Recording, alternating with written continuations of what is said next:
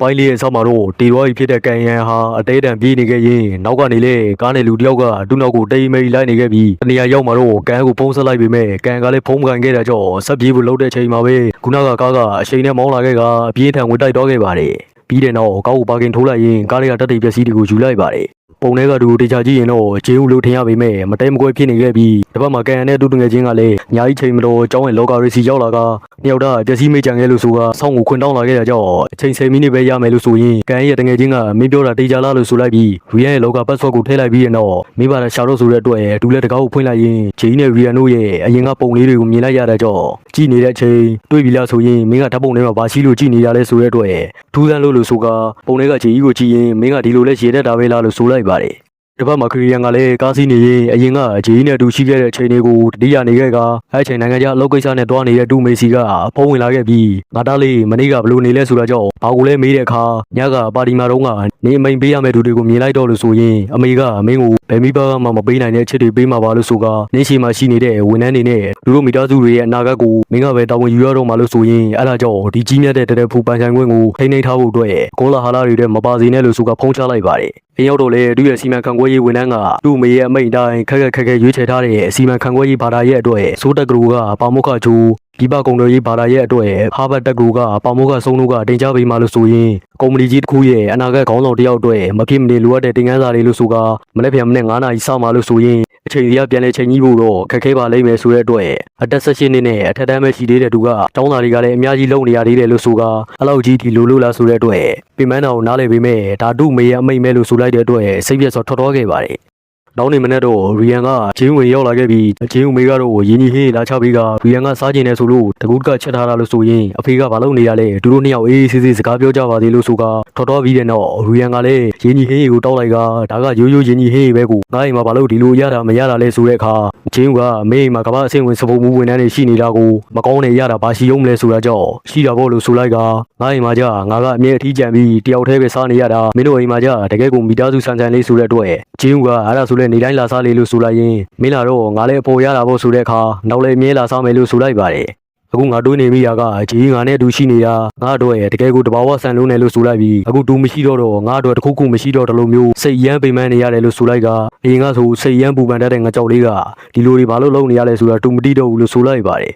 ဂျီဘေကလည်းတနက်ကိုကြီးထက်နေကမောင်းနေထားတဲ့တနက်နဲ့တတော်လေးတကောင်ကိုချိန်လိုက်ရင်သူတို့ခန္ဓာကိုယ်ပေါက်ထွင်းသွားမယ်ဆိုတဲ့ခံစားချက်ကမပြည့်ခင်ကလေးကရှိနေပြီးပြဿနာကပြန်လဲတုံ့ပြန်ပုံမဲ့လို့ဆိုလိုက်ရင်ဒီတိုင်းအသေးခံမလားဒါမှမဟုတ်လှင်းမြန်မြန်နဲ့ရှောင်လိုက်မလားလို့ဆိုကအဲ့ဒီချိန်မှာပဲပြေးမဲ့သူရဲ့အကြည့်တေးမလားရှင်မလားဆိုပြီးဝေခွဲမရဖြစ်နေတဲ့အကြည့်ကအရန်ပြောဖို့ကောင်းတာလို့ဆိုရင်ဂျီကိုတမီးရောဘလို့ထင်လဲဆိုတဲ့အတွက်တမီးကတော့ဒီတိုင်းမှာပဲလို့ပြောလိုက်တာကြောင့်သူ့မောင်ဖြစ်သူကတနာဖို့ကောင်းလိုက်တာအားနေပြီးတော့မခုခံနိုင်လိုက်တာလို့ပြောနေခဲ့က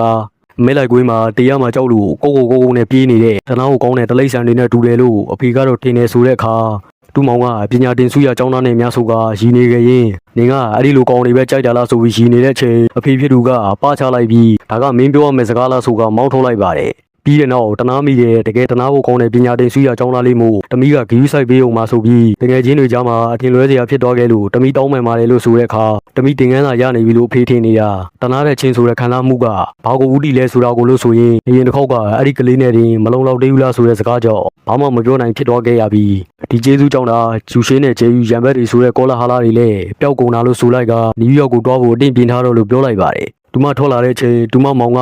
အမကြောင့်ကျွန်တော်ရိုက်ခံရတာဆိုတဲ့အတွက်အဲ့ဒါနေ့ရဲ့အချိန်ခါမကြည့်ပဲပြောတဲ့ပါဇက်ကြောင့်လို့ဆိုတဲ့အခါအမတိတယ်နော်ကျွန်တော်မှဘလို့ကံမျိုးကင်ထားလဲဆိုကတခုခုချင်းချောက်လိုက်တာကြောင့်ဂျီလည်းဘာမှမပြောနိုင်ဖြစ်သွားရရှာပါတယ်နောက်နေ့ကျောင်းကိုရီယန်ရောက်လာတဲ့အချိန်ဟီရောကလည်းလက်ကိုလာကင်လိုက်ပြီးအတူတွားကြရအောင်ဆိုရင်ဝင်တွားကြတဲ့အတွက်သူတငယ်ချင်းတွေကလည်းဟီရောကိုကြည့်ပြီးဘလို့မျိုးချုပ်လိုက်တာလဲမသိဘူးဆိုရင်အားကြနေကြပါတယ်ကန်ကလည်းဂျေစီကိုရောက်လာကဂျေကတောင်းပန်မှုခေါ်လိုက်တယ်လို့ဆိုရင်အနေကအဖေရဲ့စကားကြောင့်ပြာရခတ်တော်မယ်ထင်လို့တောင်းပန်ပါတယ်ဆိုတဲ့အတွက်အဲ့ဒီစကားအတွက်ဆိုရင်တော့တောင်းပန်စရာမလိုပဲဂျူရှင်းရောက်လာကလေးကဒါမျိုးတွေကအတားကြနေရကြောင့်သူဘာမှမဖြစ်ပါဘူးလို့ဆိုလိုက်ကကျေးဇူးတင်ပါတယ်ဆိုရကြောင့်ဘာလို့လဲမေးတဲ့အခါဒီတော့တွင်ငါ့ဘောမှားလုပ်ခဲ့တဲ့သူတွေတဲ့တောင်းပန်စကားပြန်ပြောတဲ့သူကနင်ဖယ်မှာသုံးမဲ့ဆိုတဲ့အတွက်ဂျီလည်းစိတ်မကောင်းဖြစ်သွားခဲ့ရကကန်ကိုရှေ့လျှော့နင့်ကိုဘယ်သူပဲရန်ဆဆဘာပဲလုပ်လို့ရှောင်နေလိုက်ဆိုရင်ထွက်တော်တော့မဲ့ဂျီကိုအခုရောရီယန်ကိုတဘောကြသေးလားလို့ဆိုလိုက်ပြီးတဘောကြသေးရင်ဘာလို့လမ်းခွဲပြီးတင်းချောင်နေရတာလဲအဲ့ဒီအကြောင်းရင်းကရောဘာလဲဆိုတဲ့အတွက်ဂျီကလည်းနင့်ကိုစီးမကြော်ဘူးပြောထားတယ်မလားလို့ဆိုတဲ့အခါ ငါလည်းနေကြီးမောနေတော့မြင်နေတယ်လို့ဆိုလိုက်ကရှေ့ချော်ဟန်ဆောင်မနေပဲတကယ်တွဲကြမလားဆိုလိုက်ရင်ငါနေဘေးမှာရှိနေပြီးပျော်ရွှင်အောင်လုပ်ပေးမယ်လို့ဆိုလိုက်တဲ့အခါဂျေးကကန်ဟန်တော့ကပုံရိပ်ကိုပြန်လဲမြင်အောင်လာကဘာကြောင့်တပုံစံနဲ့ဒူနေရတာလဲလို့တွေးနေရင်ကန်ကိုတကယ်တွဲမတွဲဘာမှအတိတ်ပဲမရှိဘူးဆိုတဲ့အတွက်ငါကပညာတင်စုရကြောင်းတာဖြစ်နေလို့လားလို့မေးလိုက်တဲ့အခါအဲ့လိုမဟုတ်ဘူးလို့ဆိုရင်ငါစိတ်ကဘလို့ပဲဖြစ်နေအရေးမပါတဲ့လောကကြီးမှာနေရတာကြောင့်တယောက်တည်းရက်တည်နိုင်တဲ့အချိန်ထိရှင်ကျန်နေမှဖြစ်မယ်လို့ဆိုတဲ့ဂျေးရဲ့စကားတွေကိုနားမလည်နိုင်ဖြစ်ကရှင်ကျန်ရမယ်ဟုတ်လားဆိုတဲ့အတွက်ပြောတာပဲနေနားလေမှာမဟုတ်ပါဘူးလို့ဆိုရင်ဒီစကားတွေကိုမကြားခဲ့တယ်လို့ပဲသဘောထားလိုက်ဆိုကထွက်သွားခဲ့ပါတယ်ယူရီဘွားကလည်းရီယန်လက်ကိုတွဲထားကနှစ်ယောက်တော့ဝင်လာကြတဲ့အချိန်ကျောင်းကြီးနဲ့မျက်နှာချင်းဆိုင်တွေးလိုက်တဲ့အချိန်မှာတော့ဒီရွာကကျမတို့လိုက်ဖက်ရလားဆိုတဲ့အတွက်မမြင်ဘူးလို့ပဲသဘောထားလိုက်ပါမယ်ဆိုကပြောလိုက်ပါတယ်ဒီဘက်မှာဂျင်းဦးကလည်းဆီယာမအန်ဂျီစုကိုအတက်လိန်အလောက်ကိုင်းနဲ့ယာဒူးကိုထည့်မစင်းစားပဲအင်အားကြီးတဲ့သူကအင်အားရှိတဲ့ခက်ကိုရောက်နေပြီလို့ဆိုရင်မဆိတ်ဝင်လာခဲ့တဲ့ကြောင့်တငယ်ချင်းနဲ့ထမင်းစားဖို့တွားလိုက်အောင်မယ်ဆိုကတော်တော့မယ်အချိန်ဆီယာမကအချစ်မဟုတ်ဘူးလားမင်းကကိုလို့ဆိုတဲ့အတွက်ကျွန်တော်လည်းအဲ့နှစ်ခုကိုပဲစဉ်းစားရခက်နေတာဘေးရလို့ဆီယာမထင်လဲဆိုကတူဝယ်ထားတဲ့တန်မိုးကြီးပစိုက်ကိုပေးလိုက်ကဆီယာမအတွက်လို့ဆိုရင်ထွက်သွားခဲ့ပါတယ်ကျောင်းရောက်တဲ့အခါကျောင်းသူတွေကလည်းဆီယာမကိုနှုတ်ဆက်ကြရင်ဆီယာမလက်ထက်ကအိတ်ကိုမြင်လိုက်ကြလားဆိုကပြောနေတဲ့အချိန်ဂျေကြီးနဲ့ဝင်တိုင်းမိလိုက်ပြီးဂျေကြီးကဘာမှမပြောဘဲထွက်သွားဖို့လုပ်တဲ့အချိန်မှာတော့ဆီယာမကဂျေကြီးကိုခေါ်လိုက်ပြီးကိုဆီယာမကိုမင်္ဂလာပါလို့တော့နှုတ်ဆက်တင်တယ်လို့မထင်ဘူးလားလို့ဆိုလိုက်ကဆီယာနဲ့တပည့်လေးစားမှုတော့ရှိရမှာပေါ့လို့ဆိုရင်အထူးဆွေးနွေးပွဲလေးဖြစ်လုပ်ပေးရမလားလို့ဆိုလိုက်ပြီးအရင်ကဆိုဒီလိုဆက်တိမခံမဖြစ်ဘူးနဲ့တူတယ်ဟိုစိတ်ပြက်စရာကောင်းတဲ့ကန်နဲ့တွဲပြီးကမှအခုလိုဖြစ်လာတာဆိုရင်အခုတလောနေကစိတ်ပြက်ဖို့ကောင်းလာပြီးအန်ရယ်တွင်းနဲ့ရောက်နေပြီလို့ဆိုလိုက်တဲ့အခါဂျီကဆီယာမလက်ထဲကတန်မိုးကြီးပစိုက်နာမည်ကိုရွတ်လိုက်ပြီးကျမထဲဆီယာမကပိုးပြီးအန်ရယ်တွင်းနဲ့ရောက်နေပြီလို့ဆိုကထွက်သွားခဲ့ပါတယ်။ကျောင်းကြီးရောက်လာတဲ့အချိန်မှာတော့ဒူတာကရုံကန်ထဲကနေထွက်လာတာကြောင့်မင်းကဒီအချိန်ကြီးဘာလာလောက်တာလဲဆိုတဲ့အတွက်တော့ကြံခဲ့လို့ဘာလို့ဖြေလိုက်တဲ့အခါတော့ကပတ်ဆွဲနဲ့လည်းဖွင့်လို့ရတယ်မဟုတ်ဘူးလားဆိုရကြောင့်ကျွန်တော်စာလုပ်စရာရှိသေးလို့နောက်ကျနေပြီဆိုကထွက်သွားခဲ့ပါတယ်။ကန်ရဲ့တငယ်ချင်းနဲ့ကျောင်းကြီးရဲ့သားတို့နှစ်ယောက်အတူတူရှိနေကြချိန်ကျောင်းကြီးရဲ့သားကမင်းကအရင်တုန်းကအမေရိကန်မှာနေဘူးတယ်မလားလို့ဆိုတော့နေဘူးတယ်လို့ဖြေလိုက်တာကြောင့်ဒါဆိုကိုရီးယားမှာတငယ်ချင်းမရှိဘူးပေါ့လို့ဆိုလိုက်ရင်မင်းကကျောင်းသားတိကန်နဲ့တငယ်ချင်းနေမလားဆိုတဲ့အခါ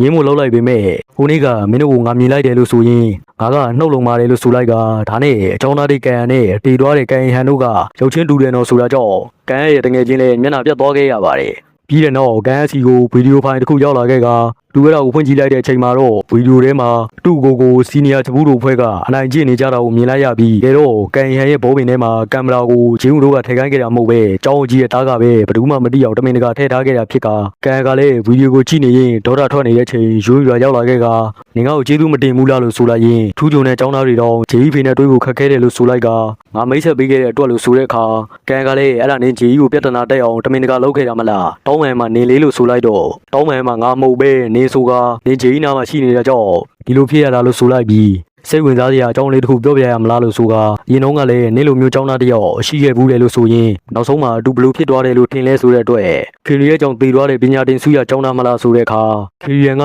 ဂျူရှင်းရဲ့စက္ကန့်တူလေးသူကပညာတင်စုရចောင်းသားလေးအတွက်ဘယ်ထိခိုက်ခံမလဲလို့ဆိုပြီးဒီကိစ္စဘယ်သူကြောင့်ဖြစ်တယ်လို့နင်းထင်လဲဆိုကအဲ့ဒါဂျေးတက်လိုက်တာလို့ဆိုရင်ကန်လည်းနားမလည်နိုင်ဖြစ်သွားရပြီးနေလေအဲ့လိုမျိုးတပုံတန်နဲ့ဖြစ်လာတော့မှလို့ဆိုကထွက်တော့ခဲ့ပါတယ်ပြီးတဲ့နောက်စာတင်နေတဲ့ JEC ကိုမက်ဆေ့တွေဝင်လာခဲ့ပြီးနေကနယူးယောက်ကိုတွားတော့မှဆိုတော့ငါကဒီထက်ပြောစရာကောင်းအောင်လုပ်ပေးခြင်းသေးတာဆိုကဗီဒီယိုဖိုင်တစ်ခုပို့လာတာကြောင့်ကြည့်လိုက်တဲ့အခါသူမနဲ့ကန်ရန်ရဲ့ဗီဒီယိုဖြစ်နေခဲ့တာကြောင့်သူမလည်းစာတီကန်တွေကနေပြေးထွက်သွားတဲ့အချိန်ကန်ရန်ကလည်းနောက်ကနေလိုက်သွားခဲ့တာကြောင့်ရီယန်ကပါလိုက်လာခဲ့ကကန်ရန်ကိုတားလိုက်ပြီးဒါတွေအားလုံးကမေးကြောင်ဖြစ်ရတာလို့ဆိုလိုက်ပြီးမင်းတို့ပညာတင်စုရចောင်းသားကဒူနာမှာကတ်နေတာသူ့ဖေတိသွားပြီလေမင်းကဒါတွေကိုနားလည်မှာမဟုတ်ပါဘူးဆိုကကန်ရန်ရဲ့လေကတိုင်းကိုကန်ရင်ပြောလိုက်တာကြောင့်ကန်ရန်လည်းဒေါတာထွက်တော့ကနှစ်ယောက်တအကြီးချင်းဆုံးလိုက်ပြီးအဲ့ချိန်သူ့တကယ်ချင်းတွေရောက်လာကဒီကောင်အတွင်းနဲ့အချိန်ကုန်ခံမနေနဲ့ငါတို့ကြည့်ပြီးရှင်းလိုက်မယ်ဆိုတာကြောင့်ထွက်တော့ဖို့လုပ်တဲ့ချိန်ကန်ကပညာတင်စုရចောင်းသားကိုလည်းမင်းတို့ပဲတက်ခဲ့တာမလားဆိုတာကြောင့်အားလုံးလည်းမျက်နှာပြတ်သွားကခီရီယန်ကလည်းပြန်လှည့်လာပြီးမင်းကဘာတူလဲလို့မေးလိုက်ပါတော့တယ်ညရောက်တဲ့ချိန်ခီရီယန်နဲ့ဂျင်းဦးတို့နှစ်ယောက်အားကစားလုပ်နေခဲ့ပြီးနားတဲ့ချိန်မှာတော့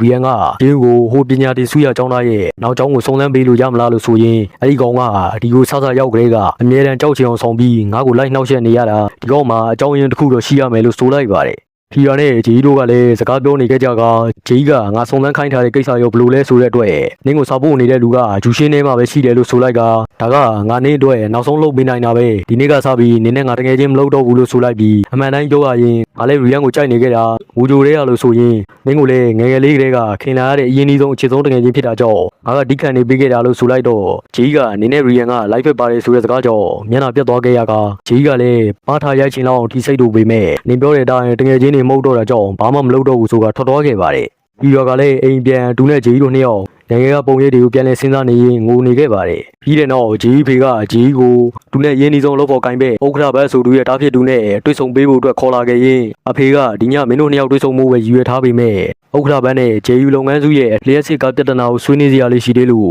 ပြဿနာတော့မရှာနဲ့ဆိုတော့ခေါ်လာခဲ့ရင်တစ်ဖက်မှာဂျေယူစီကိုလည်းတယောက်ယောက်ကကျောင်းသားတိရဲ့မှတ်တမ်းပို့ပေးရမလားလို့ဆိုလိုက်ကအဲ့ချိန်ဆီယမဟန်ဂျီစုကလည်းကျောင်းသားတိကန်ရဲ့ဖိုင်နေရပြီဆိုတာကြောင့်ဂျင်းကလည်းရီယန်စီချက်လက်တွေကိုတီးပြို့ဖို့အတွက်တွားပြလိုက်တော့မောင်နှမမရှိဆိုတာကြောင့်ရီယန်လည်းငါးစိတ်ထဲမှာတခုခုမှားနေတယ်ဆိုတဲ့ခံစားချက်ကြီးကဘာလို့ရှိနေရတာလဲဆိုကနားမလည်နိုင်ဖြစ်သွားခဲ့ပါတယ်ဒီဘက်မှာကန်နဲ့တူငယ်ချင်းတို့နှစ်ယောက်သားစကားပြောနေကြက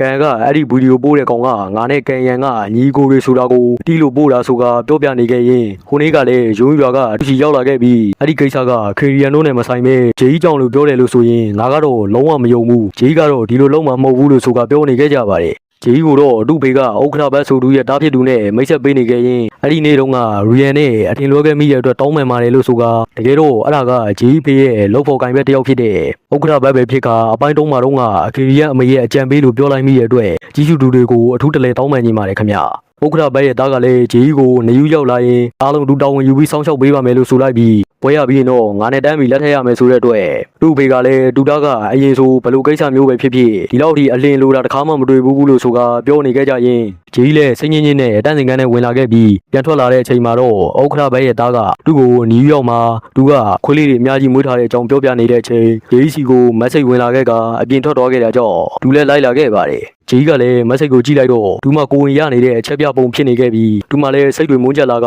မူးလဲသွားခဲ့ပါတယ်နောက်နေ့ကျောင်းမှာတော့ဂျီရောက်မလာတာကြောင့်ခရီးယန်ကလည်းဘာများဖြစ်နေတာပါလဲလို့စဉ်းစားနေခဲ့ကဒီဘက်မှာကန်ရကလည်းဂျီလာကိုစောင့်နေခဲ့ပြီးဂျီရောက်မလာခဲ့တာကြောင့်သူလည်းတနေရာတော့ပြီးထိုင်နေလိုက်ပါတယ်ဒီတော့ကလည်းသူ့ကိုကြိုက်နေတဲ့ကောင်ကိုအကူအညီတောင်းလိုက်ပြီးဂျီရဲ့မောင်ဖြစ်သူနဲ့တွေ့နေကသူ့ကိုတိလာဆိုတဲ့အတွက်တိတာပေါ့အထူးသဖြင့်နေကအအမကိုဘလောက်အထိမုန်းလဲဆိုတာကိုပါတိတယ်လို့ပြောလိုက်ပါတယ်နောက်နေ့ကျောင်းမှာတော့ကန်စီကိုရီယန်ရောက်လာကဒီရပိုင်းဂျီစီကအဆက်အသွယ်မရတဲ့အကြောင်းရင်းကဘာလဲဆိုတဲ့အတွက်ဘာကိစ္စပဲဖြစ်ဖြစ်ဂျီရဲ့ကိစ္စပဲဘာလို့မင်းကငါပြန်ဖြေရမှာလဲဆိုတဲ့အတွက်မင်းလည်းမတီးဘူးပဲဆိုကထွက်သွားခဲ့ပါတယ်ဂျိုးရွာကလည်းဂျေးဦးနဲ့တွေ့နေကဂျေးကညကကုံဆုံးလုပ်ငန်းစုရဲ့အကူဆောင်ဝါနဲ့ညစာစားခဲ့သေးတယ်လို့ဆိုကအခုတော့သူ့ဖေကသူ့ကိုပန်းဖြေအိမ်နဲ့ပို့ထားတယ်အဲ့ဒါပြီးရင်တော့နယူးယောက်ကိုတွားရတော့မယ်လို့ဆိုရင်အဲ့ဒီစကားကိုရီယန်ကိုတွားမပြောနဲ့ဆိုတဲ့အတွက်ငင်ကဘယ်သူ့ကိုကွက်ချအောင်မလို့လဲဆိုတဲ့အခါထားလိုက်ပြီးဂျေးဦးနားကိုတွားကငါလှလာဆိုရင်ဂျေးဦးကိုနန်းကိုလှုပ်လိုက်တော့ဂျေးဦးကလည်းအနမ်းခံကိုလှုပ်လိုက်တဲ့အတွက်ရပြီအဲ့လောက်တုံ့ပြန်မှုနဲ့ဆိုအဆင်ပြေပြီဆိုကထွက်သွားခဲ့ပါတယ်ခီရီယန်ကလည်းဂျေးစီဖုံးဆက်နေပေမဲ့ဖုံးကန်ခဲ့ကကန်ရကတော့ဟီရွာပြောပြလိုက်တဲ့လိမ့်စာအတိုင်းဂျေးစီကပန်းဖြေအိမ်နာကိုရောက်လာခဲ့ပြီးကားတွေကအပြင်ကနေလောက်ခတ်ထားတာကြောင့်အပြင်မှာပဲထိုင်ဆောင်နေလိုက်ပါတယ်ဂျိုးရွာကလည်းခရီးရစီရောက်လာခဲ့ရင်တစ်ဖက်မှာဂျီကလည်းပြန်လာတဲ့အချိန်ကန်ကိုတွေးလိုက်ရပြီးအင်ဒီကိုဘာလာလောက်တာလဲလို့ဆိုလိုက်ရင်အိမ်နောက်ဘေးကိုထွက်လာတာကြောင့်ကန်လည်းနောက်ကနေလိုက်လာကဘာလို့ဒီမှာနေနေရတာလဲဘလို့တွေဖြစ်နေတာလဲဆိုတဲ့အတွက်ဂျီကနေပြန်တော့ဆိုတဲ့အခါအဲ့ဒါဘာကိစ္စပဲဖြစ်ဖြစ်ငါမင်းဘေးမှာရှိနေတာကပို့ပြီးအဆင်ပြေပါလိမ့်မယ်လို့ဆိုရင်လက်ကိုဆွဲလိုက်ပြီးဘာလို့ခဏခဏတွန်းထုံနေရတာလဲဆိုက